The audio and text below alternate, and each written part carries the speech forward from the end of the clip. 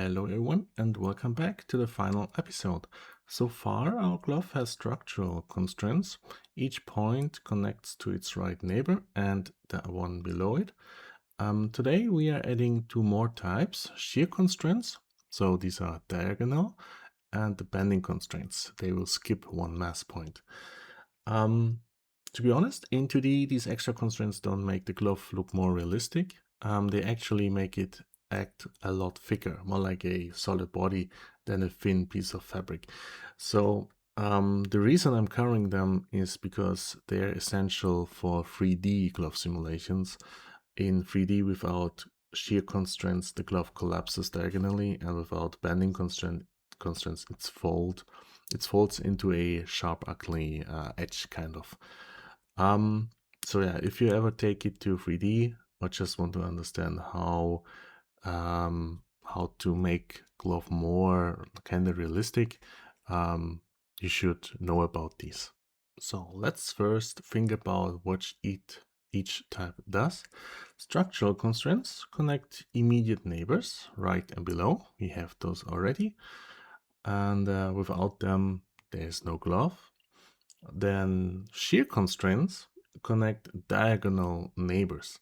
So for each cell in the grid, we connect the top left to the bottom right and the bottom left to the top right. In 3D, these are critical. Without them, the glove collapses diagonally and looks kind of wrong.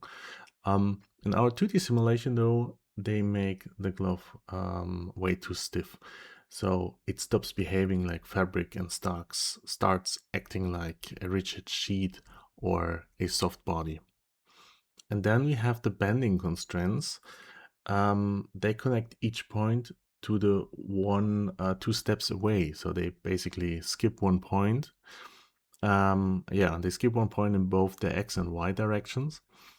And in 3D, these prevent ugly sharp creases, like edges, and make the glove curve smoothly.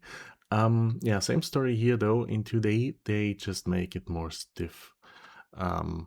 So this is just, if you do it for 3D, then go for it. We will do it for 2D too, just to know what's happening. And the implementation is like exactly the same for 3D. So that's why I'm covering those two. Okay, let's look to the code for the structural constraints. This is same as before, horizontal and vertical connections between adjacent points. The default strength here is 0.4. Then we have the shear constraints, the code. For each cell in the grid, we add two diagonal constraints forming an X shape. We loop to the mass points y minus 1 and mass points x minus 1 because the diagonal connects to the next row and column. Notice the strength is 1 here instead of the default 0.4. The diagonals need to be stiff to actually prevent shearing. With a lower strength, they would be too soft to resist. But you can, of course, try and find appropriate value in your case. So it might be different if you do it in 3D. Okay, and then the code for the bending constraints.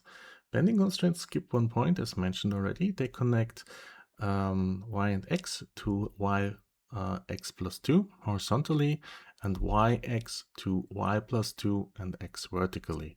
We loop two mass points y minus 2 and mass points x minus 2 to stay in the bounds. These also have strength 1. They resist folding by maintaining the distance across two segments.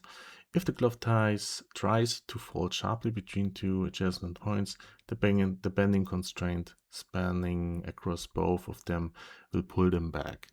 As I said before, in 2D, you won't see anything of this. If you do it in 3D, then you will see.